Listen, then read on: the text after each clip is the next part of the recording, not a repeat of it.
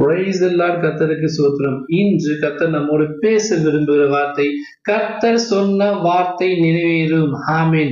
உங்களை குறிச்சு, உங்களை ஊழியத்தை குறிச்சு, உங்க குடும்பத்தை குறிச்சு, உங்க பிள்ளைகளை குறிச்சு, உங்க எதிர்காலத்தை குறித்து கர்த்தர் என்னெல்லாம் வாக்குத்தத்தம் கொடுத்திருந்தாரோ எல்லாவற்றையும் கர்த்தர் நிறைவேற்றி தருவேன்னு சொல்றாருங்க. சிலது தாமதமாகலாம். கர்த்தர் நிறைய வசனங்கள் கொடுத்திருந்தாரு, என் வாழ்க்கையை நிறைவேறன்னு சொல்லி நீங்க காத்திருக்கலாம், புலம்பிக் கொண்டிருக்கலாம். அது எல்லாவற்றையும் உங்க புலம்பல கர்த்தர் ஆனந்த கழிப்பாக மாற்ற போறாருங்க.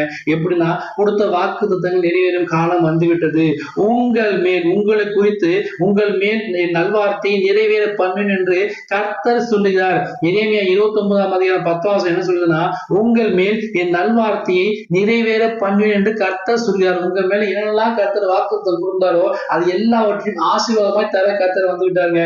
நெடுநாளாய் காத்திருப்பது இருதயத்தை இலக்கிய பண்ணும், விரும்புவது வரும்போதோ ஜீவ விருட்சம் போல வசனத்தின் பிரகாரமாக இத்தனை நாளா நீ காத்திருந்த எல்லா காத்திருப்புகள் கண்ணீரின் கர்த்தர் பதில் தரும் நேரம் வந்து விட்டது. கர்த்தருக்கு காத்திரர்களோ புதுபலனடைந்து சேட்டை எடுத்து உயிரை எழுப்பார்கள். அவர் ஓடினாலும் இடைப்படையார்கள், நடந்தாலும் சோர்ந்து போகும் வசனத்தின் பிரகாரமாக நீங்க கர்த்தர் அடித்து கர்த்தர் சமூகத்தோட எல்லா ஜெபத்துக்கும் கண்ணீரின் கர்த்தர் பதில் தரும் நேரம் வந்துவிட்டது.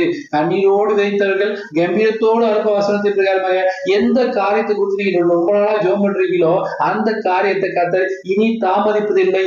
அது சீக்கிரத்தில் உங்க வாழ்க்கைக்கு எல்லா பிரச்சனையும் நீங்கி போய் உங்க எல்லா பிரேயருக்கும் கர்த்தர் பதில் தரும் நேரம் வந்து விட்டது.